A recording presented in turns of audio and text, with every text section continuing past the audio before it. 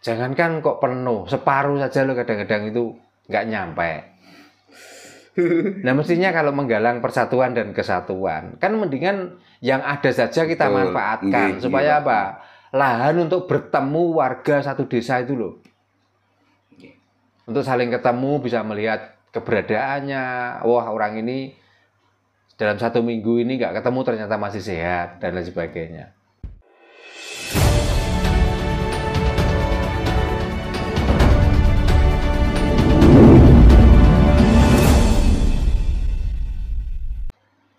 Tapi kan yang punya nama besar kan akhirnya orang yang tinggal meneruskan toh.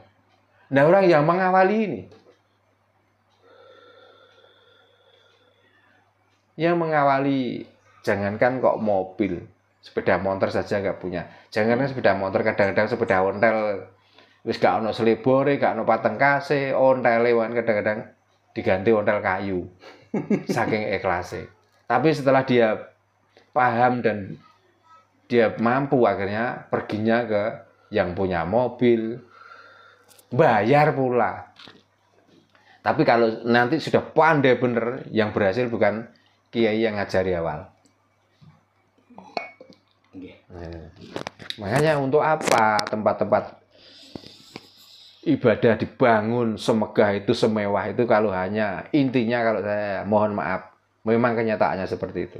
Kelihatannya itu pameran bangunan. Betul. Gitu. Betul, Pak. Jadi yang perlu dipikirkan bangunannya apakah isinya. Kalau saya mendingan isinya yang perlu dibangun. Mentalnya orang-orang yang menempati bangunan yang mewah itu loh yang penting. Karena belum tentu orang yang menempati bangunan yang mewah itu mentalnya juga mental yang bagus. Karena tiap 1 minggu sekali diceramai seperti itu, medit ya pancet medit, kikir pancet kikir, sombong ya pancet sombong. Coba kelihatannya waktu duduk bersamaan diluk-diluk, nggak ketep tapi aslinya nggak turu. Tapi keluar dari situ, apa yang terjadi? Waktu di luaran di tempat parkir yang diomongkan kalau punya mobil mewah yang diomongkan mobilnya. Kalau yang dari sawah yang diomongkan juga sawahnya, dan lain sebagainya. Selfie di depan Pajero. Nah, kan itu perlu perubahan. Iya. Makanya kadang saya ini berpikir Pak Darno, ketika melihat orang-orang yang minta sumbangan di jalan dengan dalih untuk bangun rumah, katanya rumah Tuhan gitu, minta sumbangan ke warga katanya untuk bangun rumah Tuhan. Nah, mosok Tuhan kok sampai ngono, nah kadang saya berpikir Pak Darno, kok melarat temen. Dan lagian sekarang ya begini Mas, satu desa rata-rata itu sekarang masjid sudah 3-4. Pak.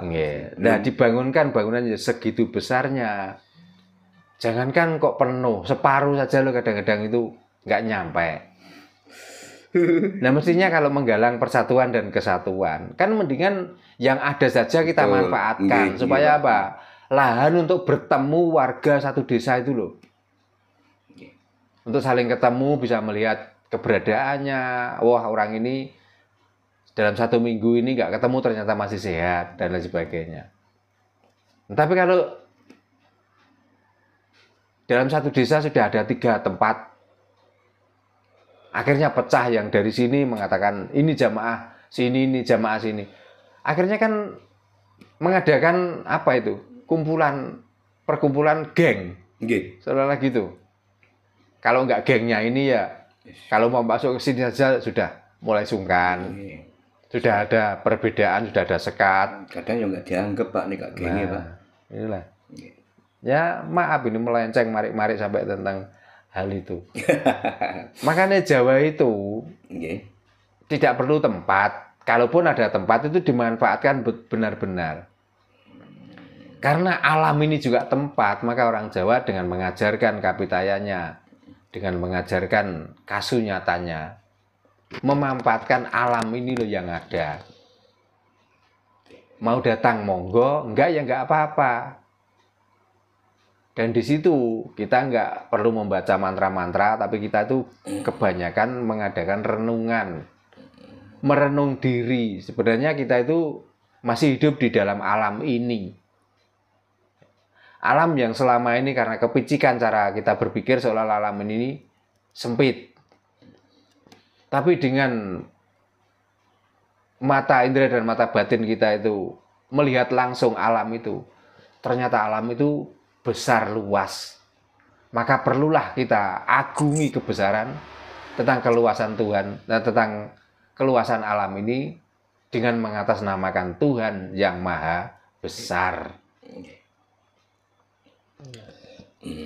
Ini kita berbicara tentang Jawa, Pak Nggih. Kan sering kita ini menjumpai sesepuh-sesepuh seperti Pak Darno ini kan tujuannya kan Jawa ini kan supaya kan bangkit gitu Pak, seperti ini kan.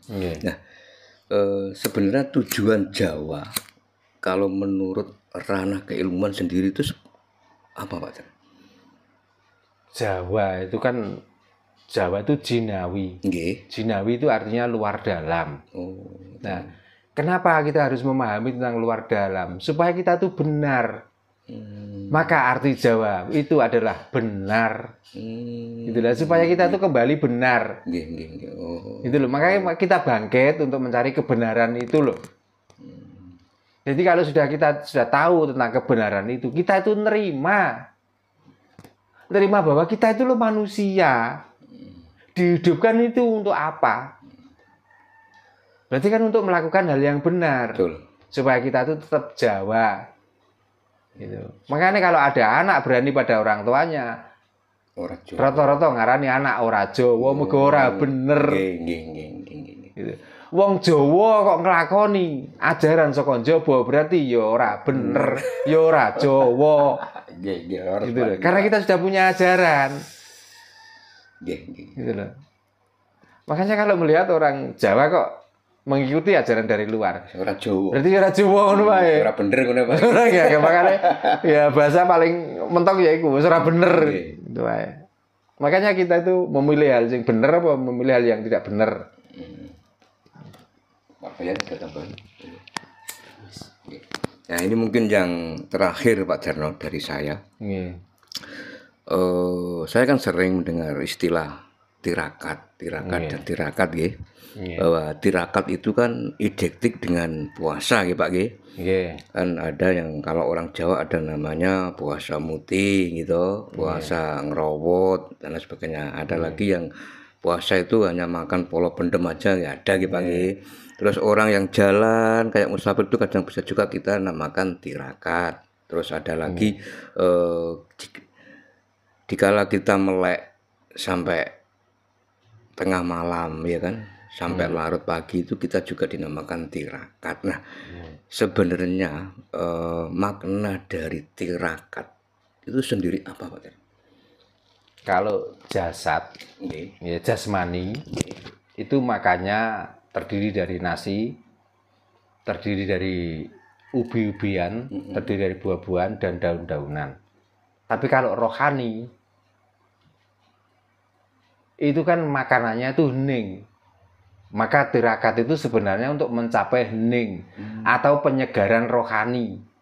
Merefresh rohani kita itu yang murat-marit karena dayanya makan. Gitu loh.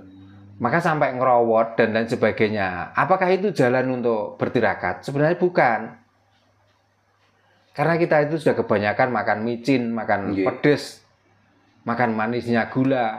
Maka ngerowot, yang dinamakan ngerowot adalah makan makanan yang tanpa ada bumbu, bahkan alami, contohnya seperti pohung, seperti ketela, seperti jagung, dan itu pun nggak boleh dimasak mateng. Bagaimana toh raga itu kalau umpama dikasih makan itu, apakah raga ini masih sehat? Apakah raga ini masih kuat? Apakah rohani kita juga ikut segar? Apakah rohani kita juga ikut sehat? Itu sebenarnya untuk apa ya? Untuk mencoba yang namanya ngerowot, yang namanya ngidang, mutih, puasa 30 hari, puasa Senin Kemis. Itu sebenarnya nggak ada tuntunannya, tidak ada suatu keharusan. Hanya kita sendiri yang ingin mencoba pada raga kita itu loh. Dengan raga ini kebanyakan bisa sehatnya, bisa melakukan apa-apa itu karena dari makan. Saya nggak yakin kok orang melakukan puasa itu tetap sehat, itu nggak yakin. Itu cuma ngomong kosong. Di mana saja di kala raga ini sudah nggak dikasih makan, tetap lemes, Iya. tetap tidak berdaya. Niki nggih pernah puasa ngomong tapi nggih ngelimbung. Nah, makanya kalau orang ngomong jarene dengan puasa saya makin sehat, itu sebenarnya omong kosong. Padahal isih mangan ya. Nah, sebenarnya itu untuk merefresh rohani kita, cara berpikir kita, supaya pikir kita itu jernih atau kembali ke kesucian. Hanya itu saja. Oh, itu nggih Pak tujuannya Nah, nggih. kok ada doa yang mandi, otomatis cara kita mengucap itu hati-hati karena rohani kita sudah segar. Rohani kita sudah suci kembali. Hanya itu. Nggih. Oh, ternyata saya hidup, saya kuat itu sebenarnya bukan karena tirakat saya, bukan karena saya melakukan ini, tapi karena makan. Sebenarnya.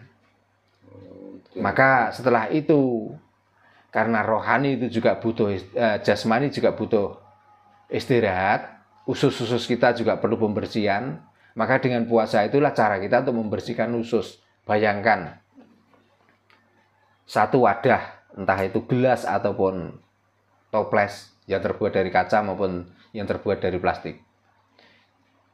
Di saat itu sering dituangi teh, maka yang tertinggal di situ bukan tehnya, tapi zatnya yang berwarna coklat. Apalagi usus. Kalau kita tanpa sadar selalu dipenuhi dengan makanan-makanan yang, apalagi makanan sekarang ya makanan penuh kimia. Betul. Apakah makanannya yang tertinggal?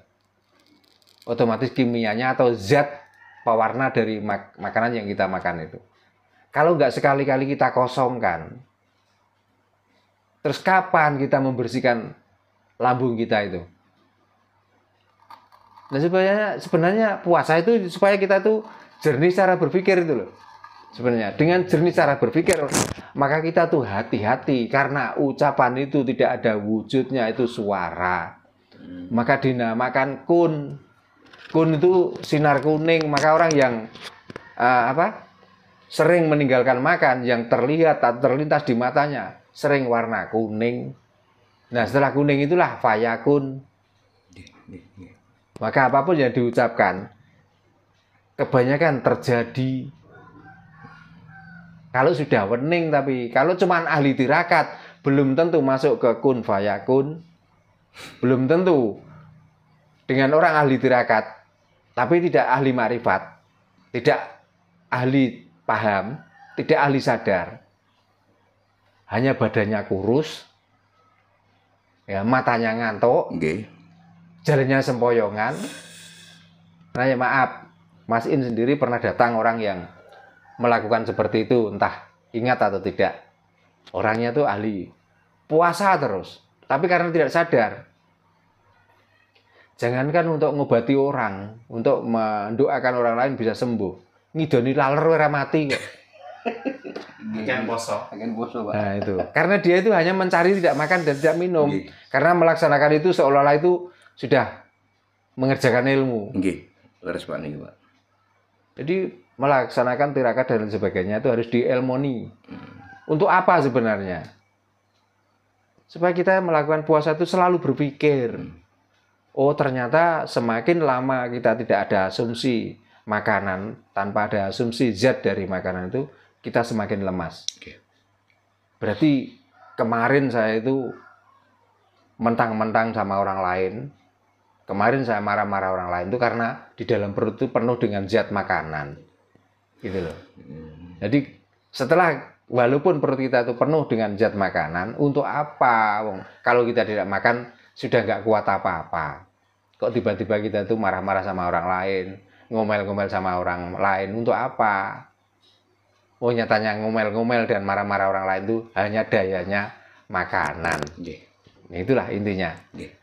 Nggih, matur sembah nuwun Pak Darno atas pencaraannya nggih. Nggih. Mudah-mudahan ini bermanfaat bagi teman-teman semua Pak Darno nggih. Ya, termasuk kita sendiri yang mengucapkan dan jenengan yang mendengarkan. Nggih, nggih, kami akhiri Pak Darno rahayu. Nggih, rayu. Poso. kalau pandemi. Pria dia. Kamu tahu?